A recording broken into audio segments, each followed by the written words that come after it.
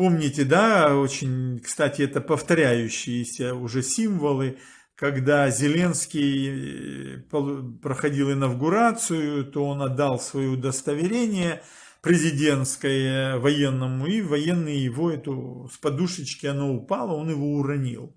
Но это символ прямой, что Зеленский должен, так сказать, преждевременно покинуть пост президента в связи с какими-то военными событиями. Ну, пока так, кстати, вот мы и видим.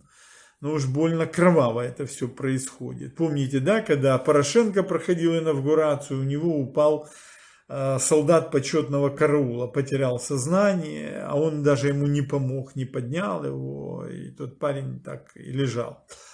Ну, плюс есть то, что было с Януковичем, помните, как на могиле Вечного огня, там ему, когда они с Медведевым стояли, ему в лицо венок прыгнул. Вот. Ну и что потом с ним стало, как он от яйца упал, в Ивано-Франковске памятник яйцу стоит. С Ющенко было тоже много всяких с Кучмой таких случаев. То есть это достаточно такая твердая символика, которая так или иначе потом имеет место в том или ином виде происходить. Вот. И тут произошло еще одно такое важное событие, можно его связать как раз вот с этими комментариями, которые мне пишут про Зеленского. Напишите еще, может, вспомните какие-то события, связанные с Зеленским, что потом происходило. Или визиты куда-то его, или еще что-либо. Ну, война, то, что Зеленский фактически такой трагедии, вообще даже представить себе. Я был советником, консультантом у двух президентов, считайте, у Ющенко, третьего, и у Мельченко мэра. И, ну, и еще много всяких постов имел. Ну, слава богу, более-менее, пока мы были, так у нас все было нормально. Такого дерьма вообще никогда даже предположить было нельзя. Вот. Мы очень много как бы тяжелейших задач решили. Одно демонтирование коммунистической партии, убрать ее от власти, что стоило. Ну вот смотрите, в связи с этим очень такое тоже знаковое событие. Оно развернулось 14-го, вот в связи с этой трагедией. Днепр это бывший Днепропетровск, это тоже очень символическое название. Вот в советской коммунистической Украине, собственно, в Киеве правили всегда два клана, две группы, вот даже в те времена. Это Донецкая группа и Днепропетровская группа. И они меняли друг друга периодически и боролись за власть все время. Если брать Донецкую группу, это Фокин, это Масол, хотя он родом из Чернигова. Фокин в Краматорске был, если не думаю, был директором Краматорского завода. Потом премьером, Масол был премьером тоже. Были у них их первые секретари, ну, Шелест был после войны, но был Хрущев, он был с Донбасса. Кстати, с Донбасса и нынешний патриарх почетный — это Филарет. Вот я все думаю, почему вдруг Епифаний решил, так сказать, служить, уже 2 раза он служил в Успенском соборе в Киево-Печерской лавре. Ну, его, конечно, охраняли там тысячи нацгвардейцев, СБУ и прочих вооруженных людей. А логичнее было бы, конечно, чтобы служил все-таки Филарет. Тем более он был и местоблюстителем Русской Православной Церкви после того, как Пимен ушел. Он был, если я так помню, как раз это был развал Советского Союза. Он был затем руководителем церкви и в советские времена украинской митрополии. То есть, казалось бы, что он мог бы это, он в Печерской лавре был, служил, ну, не было Успенского собора, он, как известно, был разрушен, а его взорвали, кстати, коммунисты взорвали. Там целая история была, они его заминировали, фашисты знали, германские нацисты, что он заминирован, и послали туда президента Словакии, своего человечка. но он знал, сколько он минут может находиться, он вышел и только немножко отошел, и собор взорвался. То есть там машинка была такая, кто-то крутанул этот рычажок, и взорвали они ее. Вот. Ну и собственно, Амельченко был инициатором этого величайшего проекта, и был восстановлен Успенский собор, необычайное событие, конечно, ну и Кучма тоже курировал этот вопрос. И Михайловский собор они восстановили, и Успенский, Амельченко на Подоле, церковь Пирогощи восстановил, Александр Амельченко. То есть уже тоже ушел. То есть вот серьезнейший после него, вот если спросить, а что Кличко сделал? Там Черновецкий хоть какие-то станции метро открыл, там даже Попов открыл. А что сделал Кличко, кроме вот этих фабрик дерьма, которыми заполнили Киев, которые теперь ничем не... Теперь он в Давосе кричит, что все висит на ниточке, все электричество, тепло, вода, канализация.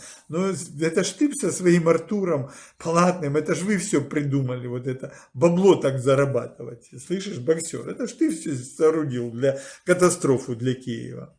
Так вот, произошло, конечно, трагедия страшная, это Днепр, Днепропетровск, но оттуда кто был? То есть Днепропетровская группа, она даже была более мощная, чем Донецкая, потому что с нее был Щербицкий.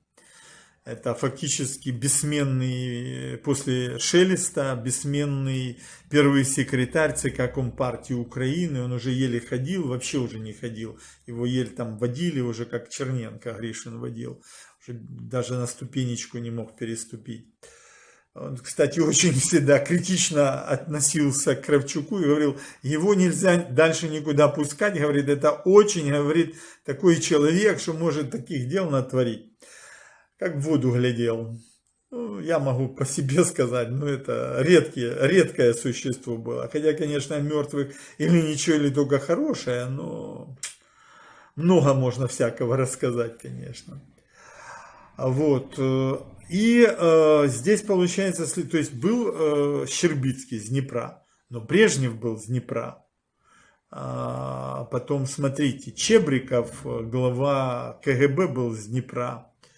Так или иначе, в Днепродзержинске, ну и в Днепродзержинске, собственно, был тоже Брежнев, учился Назарбаев, и там его, собственно, сделали, как говорится, из него, ну, кого-то, короче, сделали, что он потом поднялся до такого уровня, а он сделал Казахстан. Ну и украинцы подняли, конечно, потому что сотни тысяч украинцев поехали поднимать Целину и сделали Казахстан сегодня вот таким более-менее модерным, современным государством. Ну, у Казахстана еще тоже все впереди, еще гражданская война, национальная война обязательно должна быть. Дальше, смотрите, получается, дальше Кучма с Днепропетровска, ну, сам он родом с Черниговской, как Мосол области, с этой, там, село такое какое-то, там, с Чайкино, там, вообще, оно там в лесах там находилось, маленькое такое поселение. Новгород-Северский район, сейчас его Путин ракетами обрабатывает. Черниговскую область и Новгород-Северский район. Бомбит Кучму он по полной программе. Пинчук оттуда, он родился в Киеве, потом родители его переехали в Днепропетровск, и там он учился. Коломойский из Днепропетровска, так? Ну, Юлия Владимировна, дорогая наша, Тимошенко, Лазаренко, Павел Иванович, премьер-министр, и должен был быть президентом, если бы его, так сказать, не укатали, соответственно. Вот. То есть это все Днепропетровск. Ну, наверное, никого не забыл, да? Ну, Балашов из Днепропетровска тоже все-таки. То есть получается что? Что все время эти две группы боролись. Плюс Днепропетровск был всегда закрытый город. В нем Южмаш, закрытый завод, производящий ракеты. Горбулин, кстати, тоже руководил этими процессами. И вдруг такой просто ужасный, демонстративный, людоедский, человеконенавистнический, геноцидно-террористический удар по мирным людям. Ну, очень много погибших, вы знаете все данные. детки там погибли. В общем, страх Божий. Страх Божий, конечно. Ну, в Евангелии четко Иисус Христос сказал, что тот, кто обидит малых сих, тому будет хуже, чем в Содому и Гоморе. Ну, по идее, Путин, Шойгу, Герасимов, Муму этот, вот, плюс, ну, у него лицо дегенерата, так, если на него посмотреть, на это Герасимова, да и у этого же Суровикина тоже. Вот, всем показателям они уже, как говорится, лишние на этом празднике жизни, на этой танцплощадке, если читать по Евангелию. Ну, посмотрим. Бог долго терпит. Вот для чего-то. Что-то показывается. Поэтому вот это такое тяжелейшее событие, и оно наложилось, тут вдруг проявился Арестович. Арестович же не очень непростой человек, я вам говорил про это. Ну и мы с ним проводили вместе и с Балашовым ряд таких стримов и выступлений и прочее. Ну, умный, конечно, очень умный. И грамотный, и влиятельный, и главное, за ним стоят еще более влиятельные люди. Вот его поведение данного описания события, ну, в принципе, Арестович таких ошибок себе не позволяет. Вообще, профессионал такого уровня, разведчик и так далее, не позволяет себе такие вещи делать. Ну, просто непозволительно. То, что он сказал, что он утомленный был и прочее. То есть, Арестович совершил определенные действия, и он знал, что он делает. Он знал, это, я считаю, что это сознательное действие. Помните, перед этим он ходил с Гордоном, и они говорили о том, чтобы необходимо, что он пойдет в президенты. Помните? Потом они по кладбищу ходили, еще у него такая есть передача, тоже такая символическая. На кладбище все спокойненько, да? Среди верб, тополей и берез все культурненько и пристойненько, и решен там квартирный вопрос, да? Вот. И дальше очень интересным является это заявление, которое он подписал по собственному желанию. Заявление, конечно, просто балдежное. Вот, я вам его прочитаю. Он написал так, значит, керівнику Офісу Президента України Єрмаку А.Б.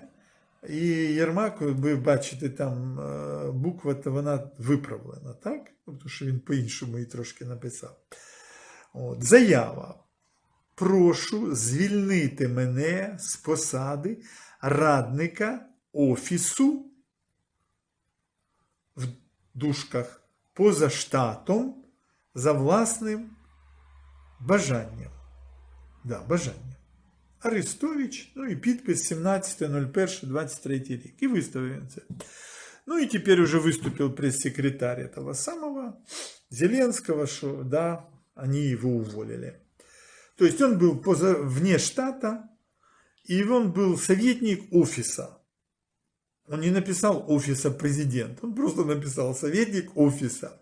То есть это пренебрежительная совершенно вообще по всем правилам форма заявление. То есть он вообще такое, более того, он же тут должен был написать, ну, по всем, кто там, бюрократы меня, если что, поправят, там же пишется, кому? Керівнику, там полное название подразделения структурного. От кого?